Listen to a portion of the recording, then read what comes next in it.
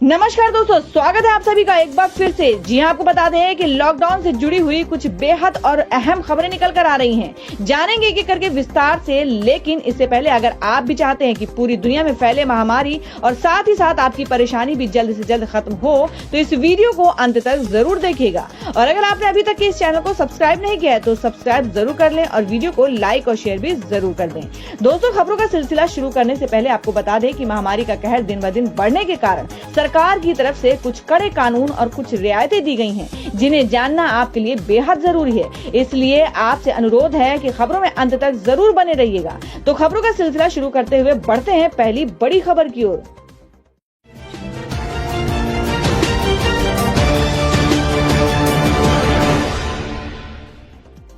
तो दोस्तों, आज की जो पहली बड़ी खबर निकल कर आ रही है कि पूरे देश में जल्द चलने वाली है ट्रेनें, आज से शुरू हो जाएंगी बुकिंग। जाने पूरी डिटेल। जी हम बात करें कि 25 मई से देशव्यापी लॉकडाउन के चलते थमे यात्री ट्रेनों के पहिए अब चलने को तैयार हैं। सरकार ने सीमित रूटों पर ट्रेन सेवाएं शुरू करने का फैसला किया है। मंगलवार को नई दिल्ली से राजधानी एक्सप्रेस के 15 रूट पर एसी स्पेशल ट्रेन चलाई जाएंगी और 500 किलोमीटर के दायरे वाले शहरों को जोड़ने वाली वंदे मातरम, तेजस शताब्दी और जन शताब्दी की शुरुआत अगले चरण में होगी। आपको बता दें कि मंगलवार से चलने वाली स्पेशल ट्रेनों के लिए सोमवार शाम 4 बजे से टिकट बुकिंग शुरू होगी और टिकट ऑनलाइन ही लेना होगा। रेलवे के मुताबिक 15 रूटों पर कुल 30 ट्रेनें चलाई जाएंगी, यानी कुल 15 जोड़ी ट्रेनों का संचालन होगा। और नई दिल्ली से छूटने के बाद ये ट्रेनें कुछ प्रमुख स्टेशनों पर ही रुकेंगी। रास्ते में खाने पीने का कोई सामान उपलब्ध नहीं कराया जाएगा। सरकार शताब्दी जैसी एक्सप्रेस ट्रेनों को चलाने पर भी विचार कर रही है और इसके लिए 1 मई से शुरू की गई श्रमिक स्पेशल ट्रेनों के संचालन के अनुभवों की लगातार समीक्षा की जा रही है और शारीरिक दूरी बनाए रखने और यात्रियों के व्यवहार का भी अध्ययन किया जा रहा है। श्रमिक स्पेशल ट्रेनों में फिलहाल औसतन 1000 सवारियां बैठाई जा रही हैं। इसकी खामियां को दुरुस्त करके ही शताब्दी जैसी ट्रेनों के संचालन पर विचार शुरू किया गया है। इनमें 1200 सवारियां आराम से बैठ सकती हैं। और अब अगली बड़ी खबर में आपको बता दें कि उद्धव ठाकरे के सीएम बने रहने का रास्ता साफ, कांग्रेस नहीं उतारेगी दूसरा उम्मीदवार। जी हम बात करें कि महाराष्ट्र मुख्यमंत्री उद्धव ठाकरे के विधान परिषद सदस्य एमएलसी बनने का रास्ता साफ हो गया है। महाराष्ट्र कांग्रेस अध्यक्ष बाला साहब थोराट ने कहा कि महाराष्ट्र के मुख्यमंत्री उद्धव ठाकरे निर्विरोध विधान परिषद सदस्य एमएलसी बनने वाले हैं, क्योंकि कांग्रेस अपना एक उम्मीदवार हटाएगी। दरअसल इससे पहले कांग्रेस की ओर से राजेश राठौड़ और राजकिशोर मोदी के नामों की घोषणा बतौर उम्मीदवार की गई है। इससे सत्ताधारी महाविकास अघाड़ी के आपसी समीकरण बिगड़ गए हैं। आपको बता दें, बाद में कांग्रेस ने उम्मीदवार का नाम वापस लेने का ऐलान किया है। राज्य में 21 मई को विधानसभा परिषद के चुनाव होने हैं। गौरतलब है कि उद्धव ठाकरे को मुख्यमंत्री पद पर बने रहने के लिए मई महीने के भीतर विधान परिषद का सदस्य बनना जरूरी हो गया था, वरना उन्हें अपने पद से इस्तीफा देना पड़ता। और अब अगली बड़ी खबर में आपको बता दें, प्रधानमंत्री मोदी सोमवार यानी आज फिर करेंगे मुख्यमंत्री से बात। 5वीं बार वीडियो कॉन्फ्रेंसिंग के जरिए होगा मंथन। जी आपको बता दें कि ये चाइनीज महामारी के कारण लागू लॉकडाउन से चरणबद्ध तरीके से बाहर निकलने के लिए किए गए उपायों के बीच प्रधानमंत्री नरेंद्र मोदी सोमवार को एक बार फिर से मुख्यमंत्री के साथ वीडियो कॉन्फ्रेंसिंग के जरिए संवाद करेंगे। इसमें आर्थिक गतिविधियों को बढ़ावा देने पर फोकस किया जा सकता है। मालूम हो कि महामारी शुरू होने के बाद प्रधानमंत्री मोदी 5वीं बार मुख्यमंत्री के साथ संवाद करने जा रहे हैं। प्रधानमंत्री कार्यालय पीएमओ ने बताया कि ये वीडियो कॉन्फ्रेंस सोमवार को दोपहर बाद 3 बजे शुरू होगी। सरकारी सूत्रों के अनुसार बैठक में आर्थिक गतिविधियों को बढ़ावा देना तथा कोरोना का ज्यादा मामले वाले रेड जोन को ऑरेंज या ग्रीन जोन में बदलने के लिए प्रयासों पर भी चर्चा होगी। मालूम हो कि इससे पहले जब प्रधानमंत्री ने 27 अप्रैल को मुख्यमंत्री के साथ बैठक की थी, तब देश भर में चाइनीज वायरस के मामले 28,000 से कुछ ही ज्यादा थे, लेकिन अब ये आंकड़ा करीब 63,000 तक पहुंच गया है। तो दोस्तों, आप लोगों को क्या लगता है, जिस तरह से देश में ये आंकड़े बढ़ते ही जा रहे हैं, तो उस पर आपको क्या लगता है कि प्रधानमंत्री किस तरीके का डिसीजन ले सकते हैं? आप अपना सुझाव कमेंट बॉक्स में जरूर दें। बढ़ते अगली खबर की ओर।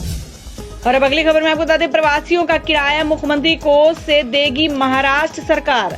जी हाँ, आपको बता दें कि महाराष्ट्र सरकार से अन्य राज्यों को जाने वाले या अन्य राज्यों से महाराष्ट्र लौटने वाले प्रवासियों का किराया महाराष्ट्र सरकार मुख्यमंत्री सहायता कोष से भरेगी।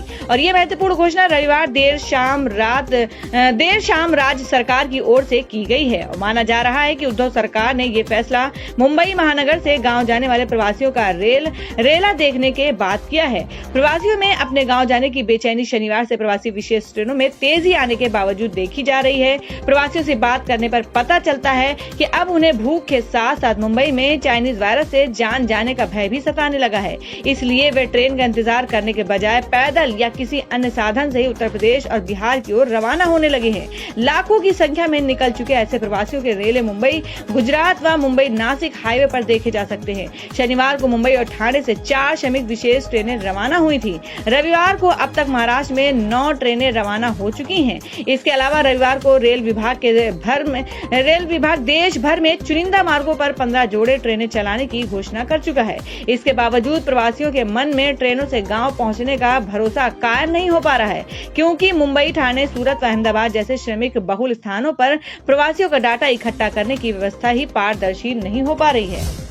और अब अगली खबर में आपको बताते कि घूमने लगे उद्योगों के पहिए, कई कंपनियों में काम शुरू हुआ है। मजदूरों को रोकने में जुटे हैं कारोबारी। जी हम बात कर रहे हैं कि चाइनीज वायरस के चलते बेशक देश में लॉकडाउन 3 शुरू हो गया हो, लेकिन कुछ नियम और शर्तों के साथ उद्योगों के पहिए भी घूमने शुरू हो गए हैं। और यही कारण है कि कारोबारी सरकार से मजदूरों को वापस न भेजने की मांग कर रही है। इसी कड़ी में दिल्ली में रह रहे कुछ मजदूरों ने कहा कि गाँव जाकर काम नहीं मिलेगा तो वहाँ जाकर भी क्या करेंगे। उम्मीद है जल्द हालात सुधरेंगे और काम मिलने लगेगा।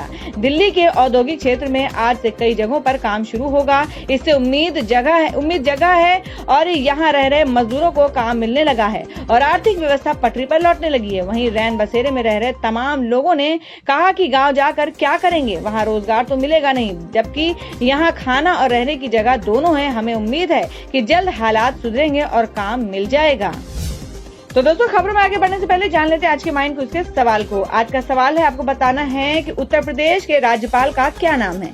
इसका जवाब आपको वीडियो के नीचे कमेंट बॉक्स में देना है और सही जवाब देने वाले को रैंडमली सिलेक्ट किया जाएगा और वो जीत सकते हैं बम्पर पुरस्कार। बढ़ते हैं अगली बड़ी खबर की ओर।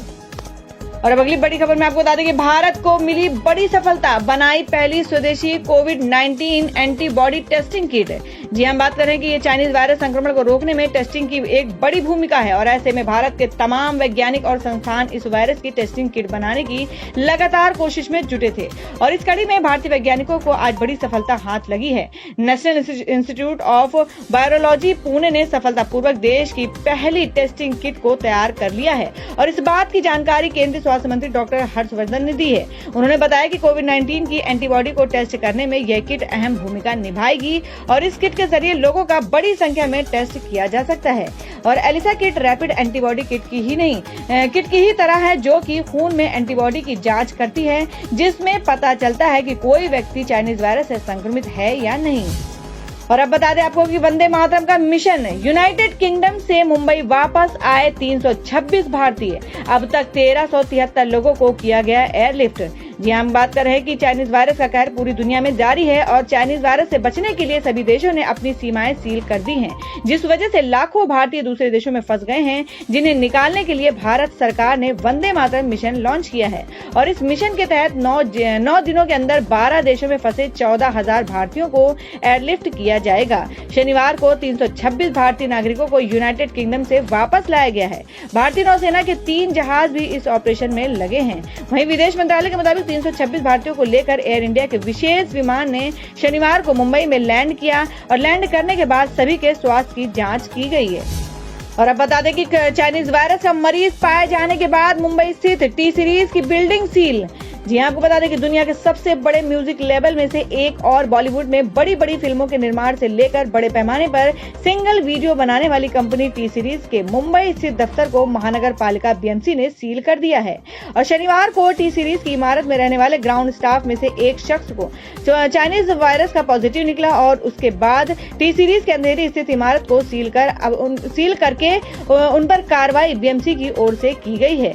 और आपको बता दें कुछ न्यूज एजेंसी की ओर से जब टी सीरीज से इस खबर की पुष्टि के लिए संपर्क किया तो कंपनी के प्रवक्ता ने इस खबर को सही ठहराया। प्रवक्ता ने कहा कि लॉकडाउन के चलते इस इमारत में ना तो किसी तरह का कोई काम हो रहा था और न ही कोई कर्मचारी वहां किसी काम के लिए जा रहा था, मगर उसी इमारत में कंपनी के सुरक्षा कर्मियों और अन्य ग्राउंड स्टाफ के रहने की व्यवस्था है। तो दोस्तों, खबरों में आगे बढ़ने से पहले एक बार फिर से आपको याद दिला दें कि अगर आपने अभी तक हमारी वीडियो को लाइक नहीं किया तो जल्दी से वीडियो को लाइक कर दें, क्योंकि आपका एक लाइक हमारे लिए बहुत ही ज्यादा महत्वपूर्ण होता है। और अगर आप हमारे चैनल पर नए हैं तो चैनल को जरूर सब्सक्राइब कर लें और बेल के बटन को भी जरूर हिट कर दें। बढ़ते अगली बड़ी खबर की ओर। और अब अगली खबर में बता दें कि रेल मंत्री पीयूष गोयल ने कहा सभी राज्य ट्रेनें चलाने की इजाजत दें, हम रोज 300 श्रमिक एक्सप्रेस चलाने में हैं सक्षम। जी हम बात करें कि रेल मंत्री पीयूष गोयल ने सभी राज्यों से अपील की है कि वे ट्रेनें चलाने की इजाजत दें ताकि फंसे हुए मजदूरों को उनके घर तक पहुंचाया जा सके। उन्होंने कहा कि रेलवे कम समय के नोटिस पर हर रोज 300 श्रमिक एक्सप्रेस चलाने में सक्षम है। गृह मंत्री अमित शाह द्वारा पश्चिम बंगाल की मुख्यमंत्री ममता बनर्जी को इस तरह की रेलगाड़ियां चलाने की अनुमति देने के लिए पत्र लिखने के बाद रेल मंत्री ने यह अपील की है। पीयूष गोयल ने रविवार को ट्वीट किया कि माननीय प्रधानमंत्री मोदी जी के निर्देशों के मुताबिक रेलवे बेहद कम समय के नोटिस पर प्रतिदिन 300 श्रमिक विशेष रेलगाड़ियां चलाने के लिए बीते 6 दिनों से तैयार है। उन्होंने कहा मैं सभी राज्यों से अपील करता हूं कि अपने फंसे श्रमिकों को निकालने और वापस लाने की अनुमति दे ताकि अगले 3-4 दिनों में हम उन सभी को वापस घर पहुंचा सके। और अब अगली खबर में आपको बता दें कि पीएम केयर्स फंड पर राहुल गांधी ने उठाए सवाल, कहा बहुत पैसा आया है जिसकी ऑडिट होनी चाहिए। जी आपको बता दें कि चाइनीज वायरस के संकट के लिए बनाए गए पीएम केयर्स फंड पर कांग्रेस पार्टी के पूर्व अध्यक्ष राहुल गांधी ने सवाल उठाए हैं। राहुल गांधी ने कहा कि पीएम केयर्स फंड में बहुत पैसा आया है जिसकी ऑडिट होनी चाहिए। कांग्रेस नेता ने प्रधानमंत्री नरेंद्र मोदी से आग्रह किया कि वह चाइनीज वायरस के संकट से निपटने के मकसद से बने पीएम केयर्स फंड का ऑडिट सुनिश्चित करें। राहुल गांधी ने ट्वीट किया पीएम केयर्स फंड को सार्वजनिक क्षेत्र के उपक्रमों और रेलवे जैसे बड़े सरकारी उपक्रमों से काफी पैसा मिला है। ये महत्वपूर्ण है कि प्रधानमंत्री सुनिश्चित करें कि इस फंड का ऑडिट हो और पैसे लेने और खर्च करने का रिकॉर्ड जनता के समक्ष उपलब्ध हो। कांग्रेस नेता ने शुक्रवार को वीडियो लिंक के माध्यम से संवाददाताओं से बातचीत के दौरान भी कहा था कि पीएम केयर्स फंड का ऑडिट होना चाहिए। और अब बता दें कि देश भर में क्या है मौसम का हाल। देश के कई हिस्सों में आंधी तूफान का तांडव। अगले 24 घंटे में यहां हो सकती है भारी बारिश और ओलावृष्टि।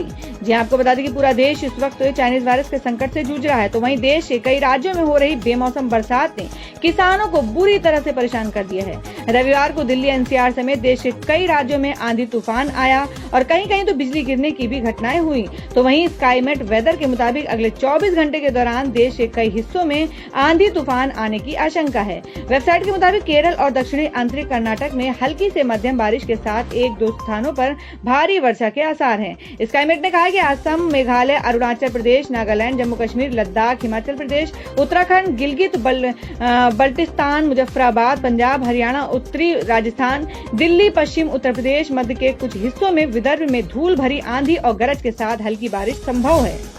तो दोस्तों ये थी अब तक की सभी बड़ी खबरों की अपडेट से टुडे ब्रेकिंग न्यूज और लेटेस्ट खबरों को देखने के लिए हमारे चैनल ऑसम ज्ञान हिंदी न्यूज चैनल से जुड़े रहिए और हमारे वीडियो को लाइक शेयर जरूर कर दें अपने दोस्तों और रिलेटिव्स के साथ। तो दोस्तों फिर मिलेंगे काम की खबरों और सरकारी योजनाओं की एक और नई वीडियो के साथ। तब तक के लिए धन्यवाद दोस्तों।